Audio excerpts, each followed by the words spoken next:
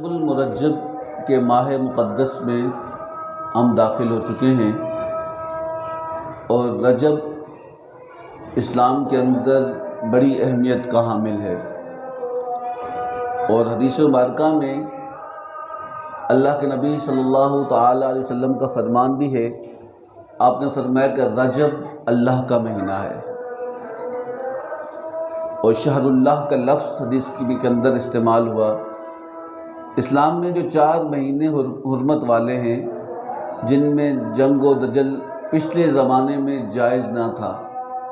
اگر پچھلی قوموں میں جنگ ہوتی تو اگر رجب کا ماہ مقدس آ جاتا تو جنگ روک لیتے، تو یہ حرمت والے مہینوں میں شمار کیا جاتا ہے۔ اسلام میں 4 مہینے حرمت والے ہیں: رجب، ذی القعدہ، ذی الحج اور محرم الحرام۔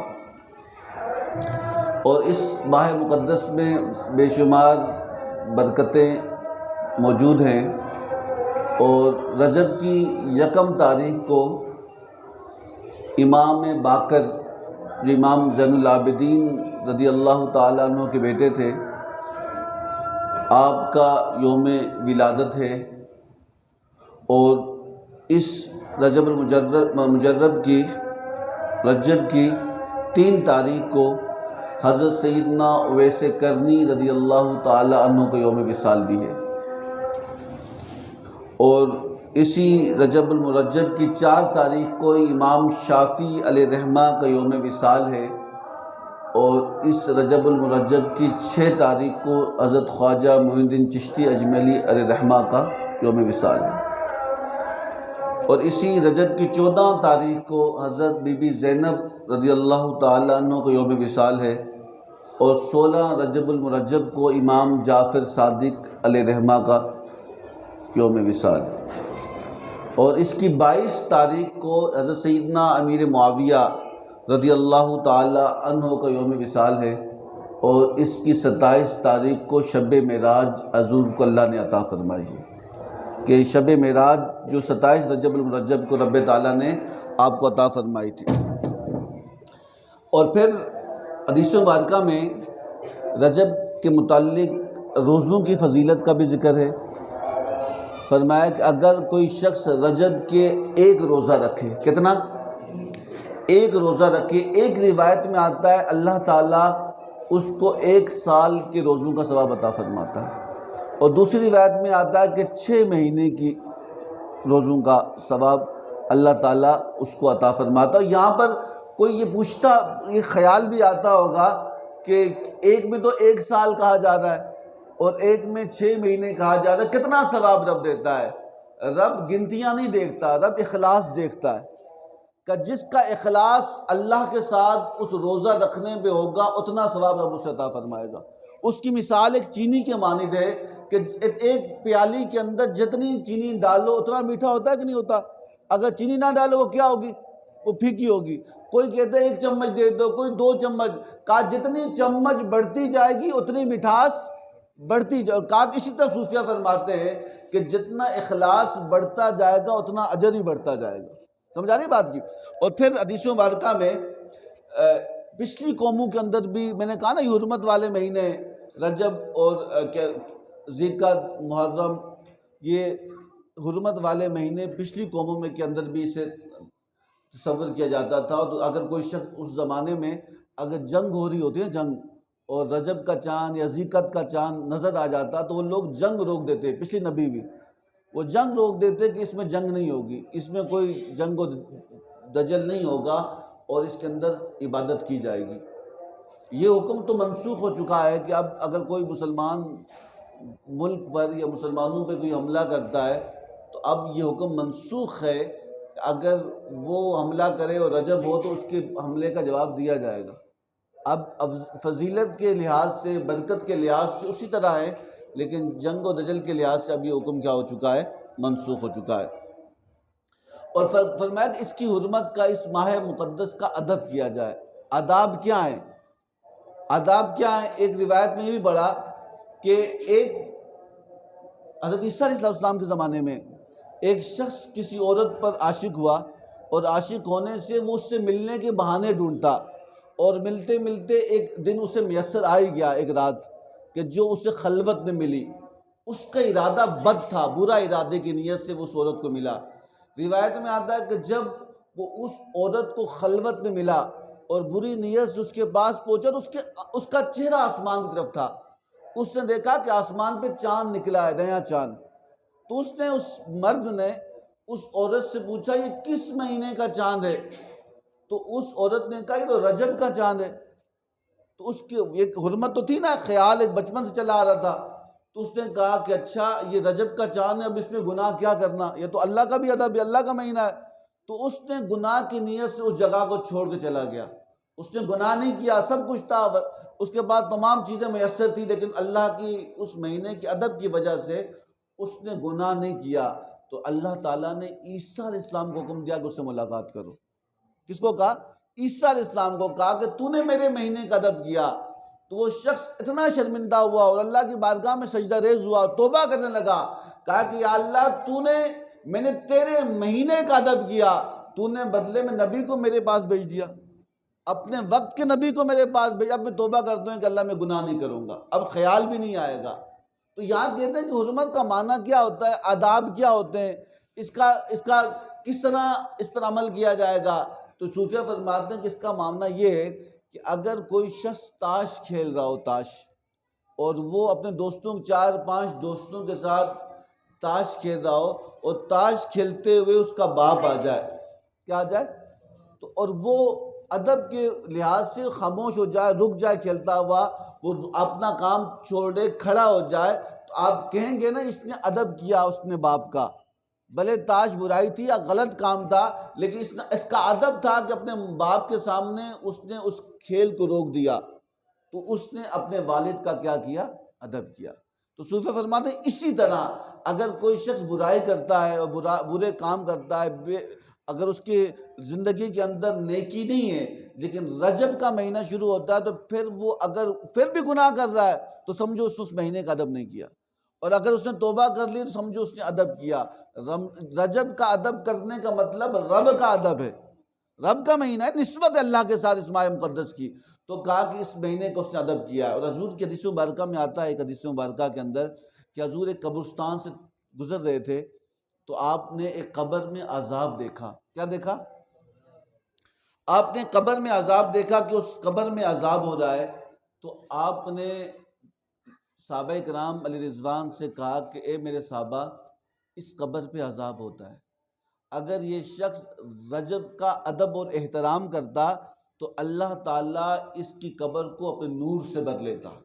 یہ سمجھانا تھا، یہ سمجھانا تھا کہ اگر یہ ادب کرتا تو اس کا صلہ رب کیا ادا کرتا کہ یہ جو قبر میں آگ ہے، اس آگ کے بدلے میں نور ہوتا، یہاں جو تکلیف ہے اس کے بدلے میں سکون ہوتا، یہ جو تنگی ہے اس کے بدلے میں آسانی ہوتی، لیکن اس نے ادب نہیں کیا، جس کی وجہ سے اللہ رب العزت نے اس کی قبر کو آگ سے کیا کر دیا ہے؟ بھر دیا۔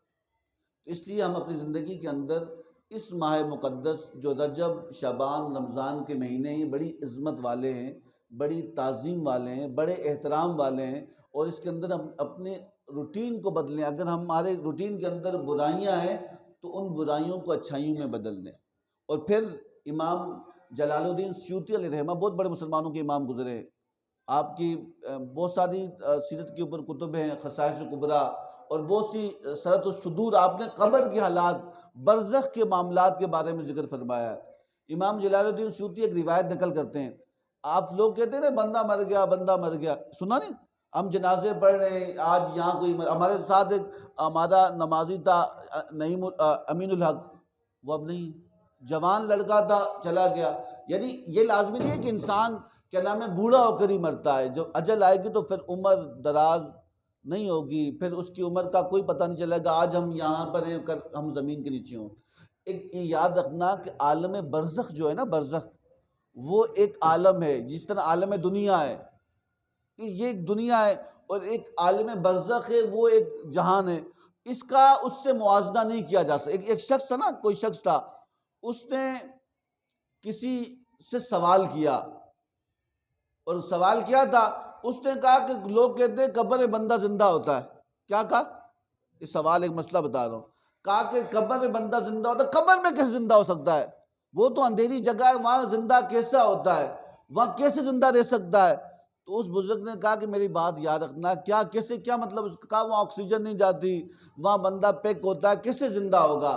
اب فرمایا کہ وہاں پہ کوئی اونٹنی کھڑی تھی، اونٹنی، اور وہ امید سے تھی، اور اس کے پیٹ میں بچہ تھا۔ اب فرمایا کہ تو پوچھتا ہے کہ کیسے زندہ ہوگا؟ جس طرح اللہ تعالیٰ ماں کے پیٹ میں بندے کو زندہ رکھتا ہے، اس طرح قبر میں زندہ رکھ سکتا ہے۔ تو پوچھتا ہے وہ ایک عالم برزخ ہے، اس کا معاملات الگ ہیں۔ یہاں پہ اگر میں اس طرف چلا جاؤں گا تو ایک لمبی گفتگو ہے، لیکن یاد رکھنا کہ جسم کو موت آتی ہے، روح کو موت نہیں آتی۔ اللہ قرآن میں کیا کہتا ہے؟ کل نفس ذائقۃ الموت، ہر نفس نے، ہر نفس نے، ہر جسم نے، ہر مادے نے موت کا ذائقہ چکھنا ہے۔ آپ قرآن پڑھ لیں، حدیثیں کنگال لیں، آپ علماء سے پوچھ لیں، آپ کسی سے بھی جا کے پوچھ لیں کہ حضرت یہ بتا دیں کہ کیا نفس کو موت آتی، اس سے مراد کیا ہے؟ کیا روح بھی مر جاتی ہے؟ کہا نہیں، روح نہیں مرتی، وہ منتقل ہو جاتی ہے۔ کہاں منتقل ہوتی ہے؟ اس جہاں سے۔ کسی نے کہا ایک ہے یہ جہاں، اکثر میں کہتا ہوں ایک ہے وہ جہاں، ان دو جہاں کے درمیان ایک سلسلہ ہے سانس کا، جو چل رہی ہے تو یہ جہاں، جو رک گئی تو سمجھ آ رہی بات کی؟ تو عالم برزخ کا معاملہ وہ جدا ہے، اور اس کے اندر انسان جب اس دنیا سے جاتا ہے تو اس دنیا کے اندر بھی اس کے درجات ہیں، اس دنیا کے اندر، اس عالم کے اندر بھی انسان درجات ہیں۔ جو جتنا نیک ہوگا وہ اتنے بڑے درجے پہ ہوگا، جو کم نیک ہوگا وہ کم۔ میں نے ایک بزرگ سے پوچھا بھی کی بات ہے، میں نے کہا حضرت وہ عالم برزخ کے اندر کس طرح ہوتا ہے؟ کہا جس طرح تمہارے یہاں سوسائٹیاں ہیں۔ میں نے کہا کیسی سوسائٹیاں؟ کہا کہ جس طرح کچی آبادی ہے، ڈیفنس ہے، کلفٹن ہے نا؟ میں نے کہا کہ جی ہیں۔ کہا کہ وہاں کی سہولتیں الگ ہیں؟ کہا الگ ہیں۔ کچی آبادی، ہم تو یہاں سمندر پار کر کے آتے ہیں، جو کچرے کے ڈھیر ہیں یا گٹر کے سمندر ہیں، ہم یہ پار کر کے آتے ہیں۔ اب ڈیفنس کا چکر لگا لیں، جو ہائی سوسائٹی کے لوگ ہیں ان کے ہاں تو سمندر، وہ گٹر کا پانی دور کے بعد کوئی ایسے عام کچرا بھی نہیں گرا ہوتا، اسی زمین پر ہے۔ اب یہاں پہ بحریہ ٹون چلے جائیں، یا پھر یہ جو ماڈل کالونی اور مدیل کے علاقے میں جو کیا نام فوجیوں کی جگہ ہے، وہاں نہ لائٹ جاتی ہے، نہ پانی کی لوڈ شیڈنگ ہوتی ہے، نہ وہاں پر کیا نام بجلی کی لوڈ شیڈنگ ہوتی ہے، نہ وہاں آٹا ختم ہوتا ہے، وہاں سب کچھ وافر مقدار میں ملتی ہیں، ان کا سٹیٹس گریٹ ہے، اوپر ہے۔ تو کہا کہ عالم برزخ میں بھی یہ ہوگا، جو جتنے بڑے مقام پر ہوگا اس کو اتنا بڑا منصب بھی ہوگا، جو کم مقام پہ ہوگا، جس کی نیکیاں کم ہوں گی وہ نیچے ہوں گے، جس کی نیکیاں، وہ اس سے مثال نہیں دے رہا میں، لیکن بتا رہا ہوں وہاں بھی الگ الگ اللہ رب العزت درجات رکھیں، اللہ جنت کے بھی درجات رکھیں، عالم برزخ کے بھی درجات ہیں۔ تو کہا کہ یاد رکھنا، تو بات وہیں پہ آتا ہوں۔ امام جلال الدین سیوطی علیہ رحمہ فرماتے ہیں کہ انسان کے مرنے کے بعد کچھ دن ایسے ہوتی ہیں کہ انسان کی روحیں ان کے گھروں پہ آتی ہیں۔ اس صاحب خانہ، کسی کا باپ مرا تو وہ روح وہاں پہ آئے گی چکر لگانے۔ کہا وہ کون سے دن ہے؟ تو امام جلال الدین سیوطی علیہ رحمہ فرماتے ہیں، آپ فرمایا 15 شعبان۔ کون سا دن؟ آپ فرمایا کہ 15 شعبان کا دن، 10 محرم الحرام کا دن، آپ کو فرمایا جمعے کے دن، اور وہ دن جو کیا نام ہے فضیلت والی عید کا دن، جمعے کی دن روحیں گھروں پہ آتی ہیں اور دیکھتی ہیں کہ ہمارے گھر والے کیا کرتے ہیں۔ وہ کہتے ہیں کہ اے ہمارے گھر والوں، ہمارے لیے تحفہ بھیجو، صدقے کی صورت میں، دعاؤں کی صورت میں، عبادات کی صورت میں، اور ہمیں اس کی ضرورت ہے۔ اگر وہ نہیں بیچتے تو وہ افسوس کر کے واپس چلی جاتی ہیں۔ اب لوگ بولیں کیسے آتی ہیں؟ بھائی جسم کو موت آئی ہے، روح کو موت نہیں آئے۔ اور کافر کی روح جو ہے وہ مقام سجین میں ہوگی، زمین کے نیچے تہ در تہ رکھا جائے گا۔ حضور کے حدیث مبارکہ پڑھ کے دیکھ لیں، اللہ نے فرمایا کہ مومن کی روح تو عرش کی کندیلوں میں گھوم رہی ہوتی ہے۔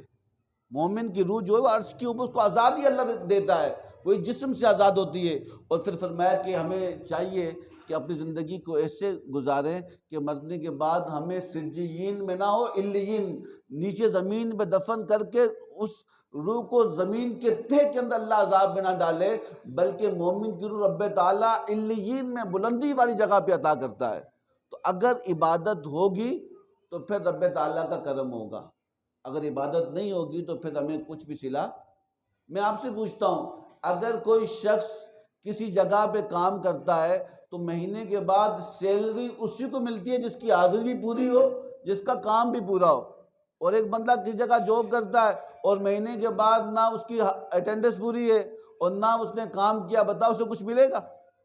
وہ بولے گا نہیں، میں تو میرا نام لکھا ہے، کہ نام سے کام نہیں چلتا، کام سے کام چلتا ہے۔ سمجھا رہی بات کی؟ تو قرآن پاک کی جو آیت کریمہ نازل کی، اللہ کہتا ہے صبغۃ اللہ ومن احسن صبغہ، اللہ کہتا ہے کہ اللہ کا رنگ ہے اور سب سے پیارا رنگ کس کا ہے؟ سب سے پیارا رنگ کس کا ہے؟ مجھے اسپیکر کی تعلیم، میری آواز بہت ہے، میں چاہتا ہوں آپ میرے ساتھ چلیں۔ اللہ قرآن سورۃ البقرہ میں اس کا شان نزول بتاؤ، یہ آیت کب نازل ہوئی؟ یہ آیت تب نازل ہوئی، صبغۃ اللہ، اللہ کا رنگ۔ یہ آیت کب نازل ہوئی؟ کہ جب صحابہ کرام رضوان مکہ کے اندر تھے تو کفار اور یہود و نصارہ عیسائی، وہ بچہ پیدا ہوتا نا، بچہ پیدا، تو اس کو پیلے رنگ کے پانی میں غسل دیتے۔ کس رنگ میں؟ بولے میرے ساتھ، کس رنگ میں؟ پیلے رنگ کے پانی میں غسل دیتے اور کہتے ہیں یہ پکا عیسیٰ، ہمارا رنگ چڑھ گیا اس میں۔ کیا چڑھ گیا؟ جب جوان ہوتے تو پھر اس کو پیلے رنگ کے پانی میں غسل دیتے ہیں کہ یہ پکا عیسائی ہے، یہ ہمارا رنگ چڑھا دیا ہم نے، پکا عیسائی ہے۔ بھئی دیکھا دیکھی تو ہوتی ہے نا، ہمارے یہاں اکثر جو جہالانہ اسلام کے اندر بہت چیزیں ہیں وہ دیکھا دیکھی ہیں۔ میں نے ایک بندے سے پوچھا یار یہ کڑا کیوں باندھا ہے؟ کہا فلاں جگہ سے لایا تھا۔ میں نے کہا تو مکہ سے بھی لایا تب بھی یہ حرام ہے۔ مرد اگر خانہ کعبہ سے بھی لوہا پہن کے بیٹھے گا نا، اس کے لیے کیا ہے؟ میں نے مجھ سے پوچھا بھائی وہ فلانا کام کیوں کیا؟ کہا فلانی جگہ سے لایا تھا۔ میں نے کہا تو مدینے سے بھی لایا تب بھی حرام ہے۔ کیوں؟ جسے حضور پسند نہ کریں اسے رب پسند نہیں کرتا۔ تو یہ دیکھا دیکھی نہیں۔ اس زمانے میں صحابہ کرام حضور کے پاس آئے، عرض کرنے لگے کہ یا رسول اللہ صلی اللہ علیہ وسلم، یہ کافر لوگ اپنے ہم میں رنگ چڑھاتے ہیں، کوئی پیلا چڑھا رہا ہے، کوئی لال چڑھا رہا ہے، کوئی نیلا چڑھا رہا ہے، یا رسول اللہ ہمارا رنگ کون سا ہے؟ کیا پوچھا؟ یہ قرآن کے شان نزول ہے کہ صبغۃ اللہ، کہ اللہ کا رنگ کون سا ہے؟ تو حضور نے فرمایا کہ یہ کون سے رنگ چڑھاتے ہیں؟ کہا کہ عیسائی لوگ بچہ پیدا ہونے کے بعد پیلے رنگ کے پانی میں غسل دیتے ہیں، اور جب یہ غسل دیتے ہیں تو کہتے ہیں کہ اس میں اب عیسائیت کا رنگ، بولے نا عیسائیت کا رنگ، یہ قرآن پڑھ رہا ہوں۔ تو اے اللہ کے نبی ہمیں بتاؤ، ہم اپنے پانی میں کون سا رنگ ڈالیں اور اپنے بچوں کو نہلائیں تو ہمارا مسلمانی رنگ چڑھ جائے؟ تو اس وقت جب صحابہ کرام نے یہ سوال حضور سے کیا، کس سے کیا؟ بولے نا کس سے کیا؟ حضور سے سوال کیا۔ ابھی سوال مکمل نہیں ہوا، آسمان جبریل امین نازل ہوئے اور قرآن کی آیت نازل کی، اے محبوب یہ آپ سے پوچھتے ہیں کہ رب کون سا ہے؟ کہا کہ سب سے پکا رنگ رب کا رنگ ہے، اللہ کا رنگ۔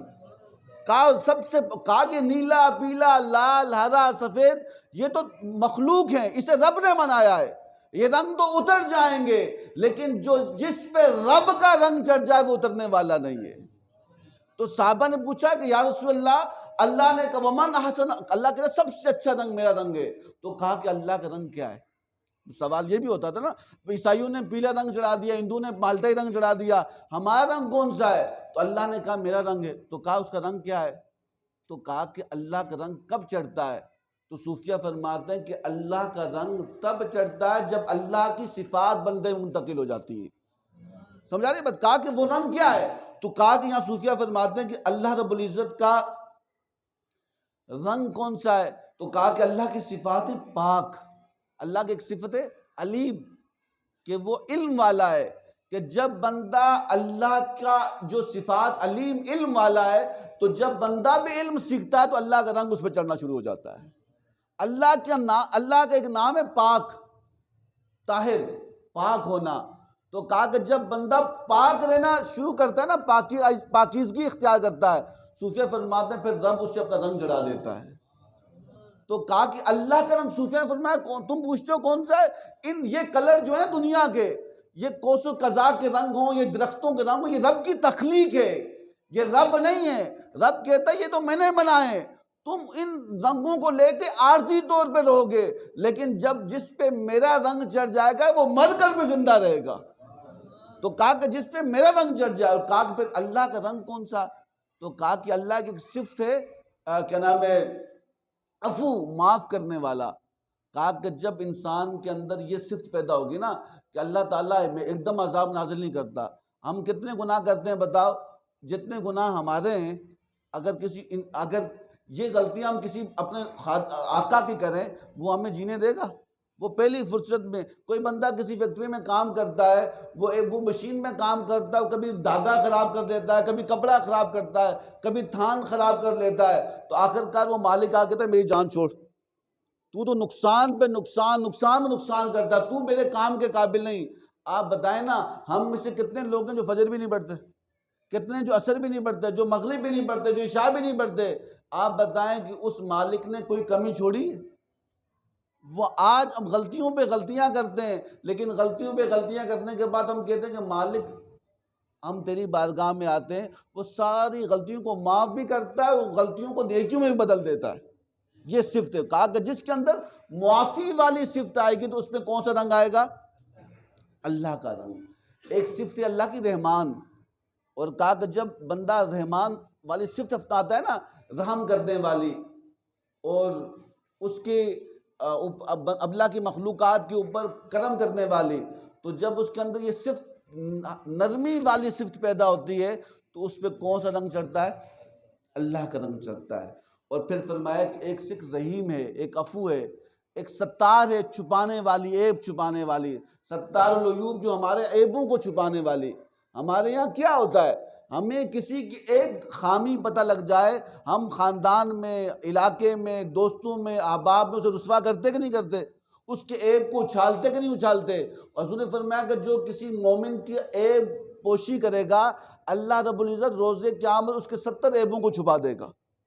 اور کہا کہ جس کے اندر اللہ کی صرف ستار والی صفت پیدا ہوگی، اور لوگوں کی برائیاں دیکھنے کے بعد، ایک صوفیہ کیا فرماتے ہیں، اے بندے تو کیوں خوش ہوتا ہے کسی کو گناہ کرتے ہوئے یا کسی کی نیکی کرتے ہوئے؟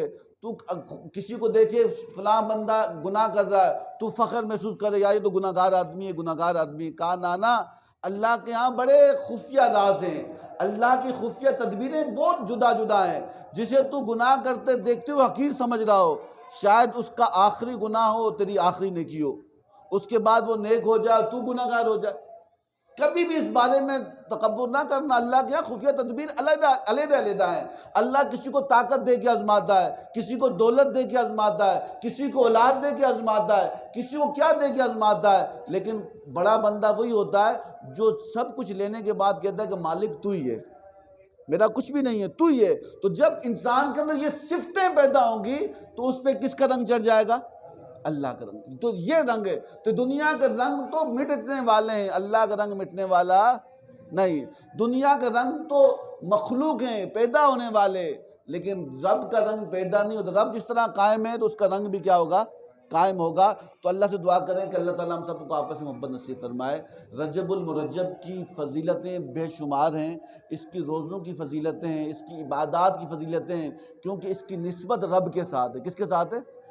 رب نے فرمایا، حضور نے فرمایا کہ یہ اللہ کا مہینہ ہے، تو اس کی تعظیم کریں، اس کا احترام کریں، اس میں نیکی کریں، اس کے صدقہ خیرات کریں۔ میں نے کہا کہ رجب کی 1 تاریخ امام باقر، امام زین العابدین کے بیٹے، امام زین العابدین امام حسین کے بیٹے، امام حسین مولا علی کے بیٹے، یہی ہے نا۔ آپ کو یوم وصال بھی ہے۔ امام باقر علیہ رحمہ کے پاس ایک شخص آیا، ایک شخص، انہی کی نسبت سے، انہی کی پیدائش کی لحاظ سے بات کرتے ہوئے ختم کروں گا۔ ایک شخص آیا، کہنے لگا کہ آپ امام زین العابدین کے بیٹے ہیں نا، اور امام زین العابدین امام حسین کے، اور حضرت علی کرم اللہ وجہ کریم سے نسبت ہے۔ میں نابینا ہوں، میں کیا ہوں؟ نابینا ہوں، اور آپ دعا کریں کہ اللہ تعالیٰ مجھے آنکھیں دے دے۔ اگر آپ امام حسین کی اولاد میں سے ہیں تو آپ مجھے میرے لیے دعا کریں۔ امام باقر علیہ رحمہ نے کہا کہ اگر آنکھیں مل گئی تو کہ میں مانوں گا۔ ہمارے یہاں کیا ہوتے ہیں؟ ہمارے یہاں کہتے ہیں کہ اگر میرا کام ہو جائے میں تمہیں مانوں گا، اگر نہ ہو جائے پھر نہیں مانو گے۔ ہمارے یہاں لالچ ہوتی ہے، لالچ۔ امام زین العابدین کے لخت جگر نے، امام باقر نے فرمایا کہ اس بات پہ مجھے نہیں مان، میرا خون وہی ہے جو مصطفیٰ کا خون، ہماری نسل وہی ہے جو مصطفیٰ کریم صلی اللہ علیہ وسلم کی نسل ہے، مجھے نہیں مان، تو اللہ کا حضور کی امت ہے، میں تیرے لیے دعا کرتا ہوں کہ یا اللہ اس کی آنکھیں دے۔ وہ نابینا شخص تھا، کافی عرصے سے نابینا تھا، تو روایت میں آتا ہے کہ امام باقر الرحمہ نے دعا کی کہ یا اللہ اس کو آنکھیں عطا فرما، کہ دعا کر کے جب ہٹے نا تو جب دعا مکمل ہوئی تو اس کی آنکھیں روشن ہو گئی، اس کی آنکھیں روشن ہوئی، وہ خوشی سے جس کو نظر نہیں آتا اس کو نظر آ جائے، اور جس کی وجہ سے دعا قبول ہوئی وہ تو بڑا خوشی منائے گا۔ وہ بندہ بہت خوش تھا، اور امام باقر علیہ رحمہ رو رہے تھے۔ تو اس نابینا شخص کو جس کو آنکھیں ملی، اس نے تو امام باقر سے کہا کہ اے امام، آپ تو خوشی کا مقام ہے، آپ کی کرامت ظاہر ہوئی، اور آپ تو خوشی کا مقام ہے کہ آپ کی وجہ سے مجھے آنکھیں ملی، آپ کیوں رو رہے ہیں؟ تو امام باقر کا جملہ سننا، آپ نے فرمایا کہ میں اس بات پہ رو رہا ہوں کہ اب تجھے آنکھوں کا حساب دینا پڑے گا۔ کس کا؟ پہلے آنکھیں نہیں تھی، اس کا حساب نہیں تھا، دیکھا ہی تو حساب کیسا؟ کہا میں اس بات پہ رو رہا ہوں کہ اب تجھے آنکھوں کا حساب دینا پڑے گا۔ اگر ان آنکھوں سے تجھ سے غلطی ہوئی، گناہ ہوا، اور اس کی وجہ سے جہنم میں گیا، تو میری وجہ سے تجھے آنکھیں تو مل گئی، اور تو نے اس آنکھوں کا غلط استعمال کیا، تو پھر تجھے عذاب بھی دیا جائے گا۔ میں اس بات پہ اللہ کی بارگاہ میں رو رہا ہوں، یا اللہ اس کی آنکھوں کی حفاظت کرنا۔ وہ کہنے لگا کہ میں حیران تھا کہ میں یہ سمجھا کہ میری آنکھوں کی خوشی میں نے اس طرف دھیان میں نہیں دیا۔ بھئی حضور نے فرمایا کہ الیوم نختم علی افواہہم وتکلمنا ایدیہم قرآن کہتا ہے کہ ہم تمہارے منہ پہ مہر لگا لیں گے، روز قیامت تمہاری آنکھیں بولیں گی، تمہارا ناک بولے گا، تمہاری ٹانگیں بولیں گی، تمہارے ہاتھ بولیں گے، تمہارے کان بولیں گے، جو بولنے والا ہے وہ چپ ہوگا، باقی اعضاء بول رہے ہوں گے۔ کہا کہ جب آنکھوں سے کوئی غلط کام دیکھا، حضور نے فرمایا کہ سب گناہوں میں شیطان کے تیروں میں سے سب سے خطرناک تیر کہاں سے ہوتا ہے؟ آنکھوں سے ہوتا ہے۔ کہا کہیں تو نے اس سے گناہ کیا، تجھ پکڑا جائے گا، حساب ہوگا۔ تو کہا کہ امام باقر اس شخص نے کہا کہ مجھے اس طرف توجہ دلوائی، میں توبہ کرتا ہوں، اور آپ کی بارگاہ میں دعا کرتا ہوں، اللہ کی بارگاہ میں آپ کے وسیلے سے میں آئندہ کبھی آنکھوں سے گناہ نہیں کروں گا۔ آنکھیں رب نے آپ کے وسیلے سے عطا کی، لیکن کبھی میں اس کو غلط نگاہ کو نہیں گھماؤں گا، غلط طرف نہیں دیکھوں گا، تاکہ ان آنکھوں کی وجہ سے میں جہنم کا ایندھن نہ بن جاؤں۔ تو اس لیے ہمیں چاہیے کہ ہم اپنی آخرت کی فکر کریں، اپنے معاملات کو اللہ کے سپرد کریں۔ ہم اس معاملے کو دیکھیں کہ رجب المرجب آنے والا ہے، پھر شعبان آئے گا، پھر رمضان آئے گا۔ یہ اس مہینے کا جو بڑا مہینہ رمضان کا ہے، اس کی تیاری کریں۔ صحابہ کرام علیہ رضوان کا معمول تھا کہ رجب آنے کے ساتھ ہی آپ روزے عبادات کی کثرت کرتے، اس لیے کہ رمضان کا استقبال کرنا تھا، رمضان کی تیاری کرنی تھی۔ تو اللہ سے دعا کریں کہ اللہ تعالیٰ ہمارے لیے رجب کو بھی آسان فرما، ہمارے لیے شعبان کو بھی آسان فرما، ہماری رمضان کو بھی آسان فرما، ہماری جب تک زندگی ایمان والی زندگی عطا فرما، ایمان والی موت نصیب فرما، اور حضور کی بارگاہ میں ہمیں قبول فرما، حضور کا پڑوس نصیب فرما، آپس میں اتفاق، اتحاد اور محبت نصیب فرما۔ وما علینا الا البلاغ المبین۔